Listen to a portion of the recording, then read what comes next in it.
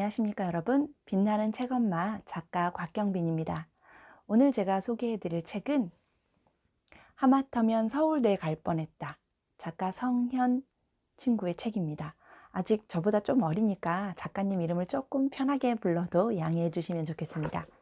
저자에 대해서 먼저 말씀을 드릴게요. 성현 친구는 초등학교 5학년 때 환경올림픽인 람사르 총회 대한민국 청소년 대표를 했고요.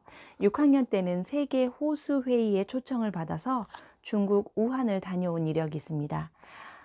작가는 한일고에 다니면서 전국 청소년 정치외교연합 회장을 지낼 당시 얼어붙은 동북아 정세를 미래 주역이 돌파해보자는 뜻으로 한국, 중국, 일본 청소년 국제 포럼을 개최했고요. 고3 때는 대한민국 인재상을 수상할 정도로 아주 능력 있는 친구였습니다. 이 친구는 서울대랑 우리가 잘 알고 있는 스카이에 지원을 했다가 국내 대학에 떨어졌고요. 그래서 미국에 있는 미국 뉴욕 주립대에 합격을 해서 미국으로 먼저 가게 됩니다. 그리고 나서 브리검 영 대학으로 옮기고 그리고 영국 케임브리지 대학교와 서울대를 다녔고요. 미국에서 학업이 끝나면 한국에 와서 한국 사회의 발전에 도움이 되는 일을 하고 싶다고 이야기합니다. 제가 이 책을 접하고 나서 제 아이가 아직 초등학생인데도 불구하고 이 아이에 대한 미래에 관한 꿈을 지금부터 아이랑 잘 계획해 나가지 않으면 장래 아이의 대학이나 미래에 대해서 그때 가서 닥쳐가지고 고민하기에는 너무 늦은 것 같다는 생각이 들더라고요. 친구는 초등학교 때부터 본인의 꿈이나 자기가 하고자 했던 목표가 좀 확고하고 분명했던 친구였어요. 그래서 그런지 공부하는데도 흔들림이 없었고 그 어렵다는 12년 동안 스카이를 향해서 열심히 달릴 수 있는 원동력이 되지 않았나 싶습니다. 친구는 창원 아이예요. 저기 경상남도 창원 아시죠, 여러분? 창원에서 좀 열심히 난다 긴다 하는 능력 있는 친구였던 거예요. 이력을 말씀해 드렸던 것처럼 5학년 때부터 보통 친구는 아니었거든요. 자기 학교 안에서도 초등학교 전교 회장을 역임할 정도로 능력 있고 공부 잘하고 우수하고 또 부모님들의 든든한 서포트가 있었겠죠. 그래서 친구는 본인이 국제중학교에 진학을 하고자 확고한 목표를 가지고 있었습니다. 그런데 여러분 아시다시피 국제중학교라는 게 우리나라에 많지가 않습니다. 그리고 스카이만큼 또 진학하기가 상당히 어렵거든요. 그래서 스카이 들어가는 전문 학원과 컨설턴트가 있는 것처럼 국제중학교에도 진학하는 컨설턴트가 따로 있더라고요. 그런 걸 몰랐는데 친구의 소개로 알게 됐습니다. 근데 이런 컨설턴트나 학원이 많은 건 아니에요. 많지 않기 때문에 지역별로 우수한 친구들을 선발을 하고요. 그 친구들을 대상으로 따로 수업이나 교육, 과외처럼 굉장히 열정적으로 집중 몰입을 해준다고 해요. 그 다음에 이제 국제중예관에 가서 자신이 가서 면접이나 기타 여러 가지 거쳐서 입학에 선발이 되는 건데요.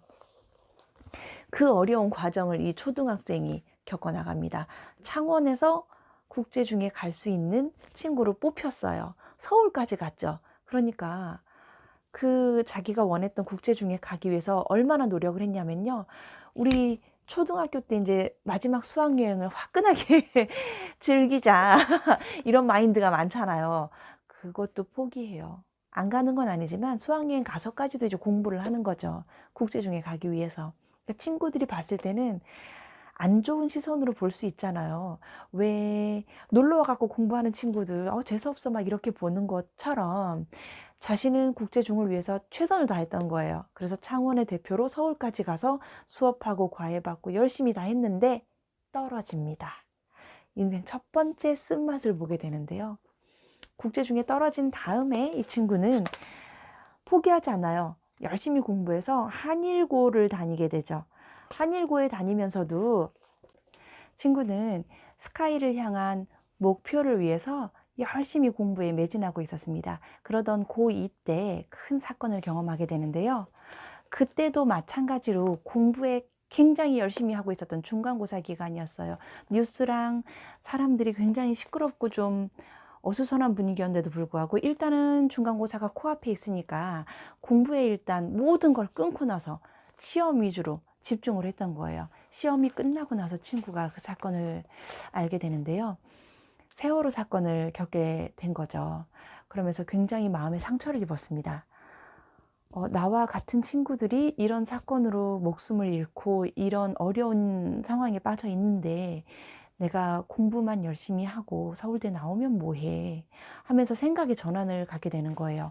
그래서 친구는 뭐라도 할 수 있는 일이 있겠지 싶어서 무작정 광화문으로 뛰어갔습니다. 세월호 진상규명 서명지를 한 묶음 들고 학교로 한일고로 돌아왔습니다. 점심시간에 급식실 앞에서 서명을 받아서 유가족한테 보내줬고요. 그 뒤로는 계속 생각을 하는 거예요. 세상을 바꾸려면 어떻게 해야 되는지 알아보기 위해서 여기저기 돌아다녔습니다.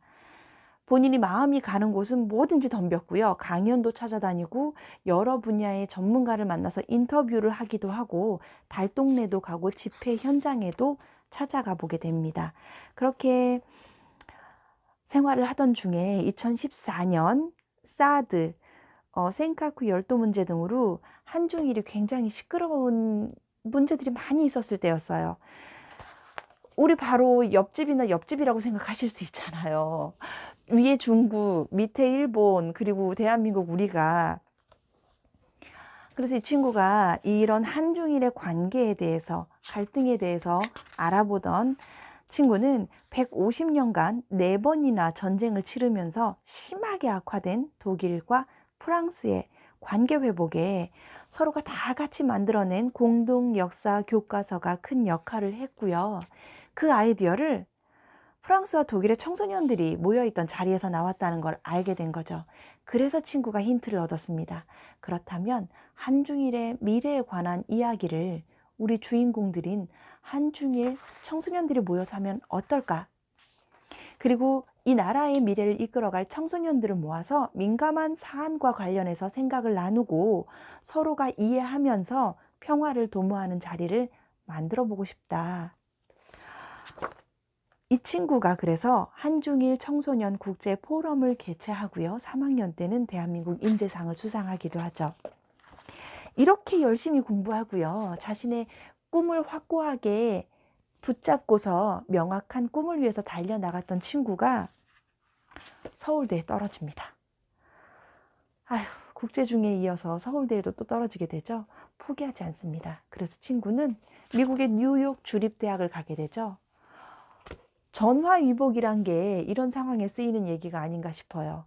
서울대보다 뉴욕 주립대에서 더 많고 즐거운 기억을 가지게 되고 학문적으로 좀 더 많은 지식을 쌓게 되고 또 공부, 교육 이런 다양한 다방면에 대해서 친구의 사고가 더 깊어졌던 것 같습니다.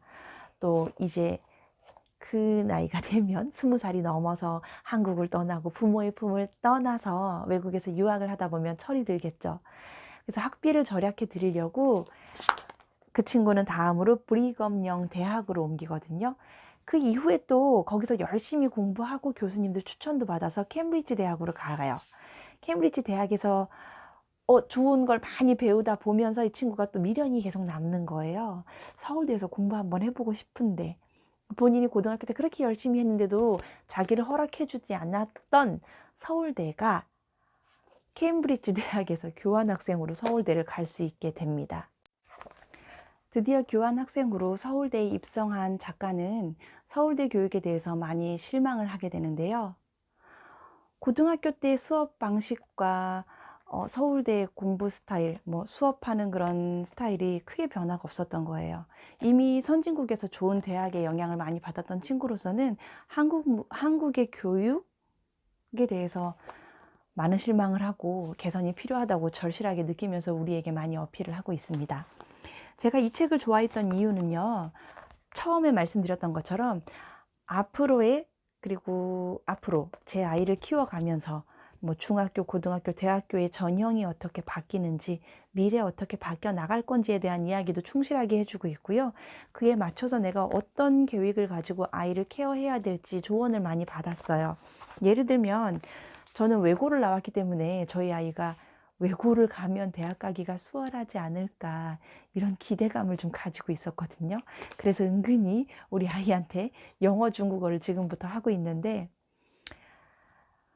취미생활로 계속 꾸준히 이어나가게 됐습니다. 왜냐하면 특목고가 없어지기 때문이죠. 2025년부터는 고교 학점제 전면 시행이 되기 때문에 외고도 없어지고 뭐 과학고도 없어질 것 같습니다. 자사고와 특목고는 자연스럽게 필요 없어지므로 2025년부터는 바로 시행이 된다고 합니다. 이 책 말고 이건 뭐 뉴스나 교육계에서도 분명하게 나와 있는 내용이기 때문에요. 아이의 자녀에 맞춰서 아이의 미래를 생각하고 있는 저와 같은 부모님이 계시다면 몇 년도에 어떤 교육 개정안이 시행이 되고 어떻게 미래 교육 과정이 바뀌고 내 아이가 대학을 가는 몇 년도에는 대입 전형이 어떤 스타일로 바뀌는지 대입이 계속 바뀌잖아요. 작년 19년 같은 경우에도 수시 전형이 60%가 넘었는데 올해 2020년에는 60%가 조금 안 된다고 하더라고요. 이런 것만 보더라도 해마다 바뀌는 이 대입 전형에 맞춰서 어머님들의 빠른 정보력이 아이의 대학과 뭐 전공이 갈리기도 한다는 걸 알고 계셨으면 좋겠습니다. 또 사교육이 필요한 이유, 필요 없는 이유, 왜 선생님들이 공교육에서는 사교육만큼 학생을 케어할 수 없는가 이런 이야기도 설득력 있게 말을 해주고 있어요. 그래서 제가 이 친구 성현이라는 친구한테 너무너무 감사하고 있습니다. 미처 생각 못했던 아주 세세한 이야기까지 친구가 잘 설명을 해줬고요. 이로 인해서 우리가 쉽게 이해하고 빨리 노력해야겠다라는 것도 캐치할 수 있었습니다. 이 뒤로 공부법이라든가 진학 관련 책에 대해서 관심을 더 가지게 됐고요. 아주 많이 고맙고 친구한테 편지를 막 쓰고 싶었어요. 덕분에 아이를 키우는데 큰 도움이 되었다고. 그리고 우리 아이가 무작정 공부만 열심히 하고 서울대 아니면은 죽을 똥 살 똥 이렇게 키우고 싶지 않아졌다고. 이야기한 것처럼 분명히 미래 교육은 바뀔 거고 앞으로 꼭 서울대만이 성공한 사람이다. 뭐 이런 편견 속에서 사람들이 이야기하지 않을 거예요. 왜냐하면 서울대 안 나온 이 작가님처럼 서울대가 아니어도 충분히 성공하고 훌륭한 사람들은 많이 있으니까요. 그 선례를 보여주셨던 것 같아서 너무너무 고마웠습니다. 이야기가 많이 두서없고 막 정신이 없었는데요. 제가 느꼈던 감동이라든가 뭐 후기 이런 내용을 정신없이 이야기 드린 것 같아서 너무 죄송합니다. 다음부터는 조금 다듬어서 좀 듣기 편하고 보시기 편하게 정리해서 말씀드릴 수 있게 노력하겠습니다. 오늘 제가 소개해드린 이 책으로 여러분들께서 또 하나의 지혜를 얻어갈 수 있는 행복한 오늘이 되셨으면 좋겠습니다. 제가 알려드린 이 지금까지의 영상 내용이 도움이 되셨다면 좋아요, 구독 버튼 꼭 눌러주시고요. 오늘도 행복한 시간 되셨으면 좋겠습니다. 지금까지 빛나는 책엄마 작가 곽경빈이었습니다. 감사합니다.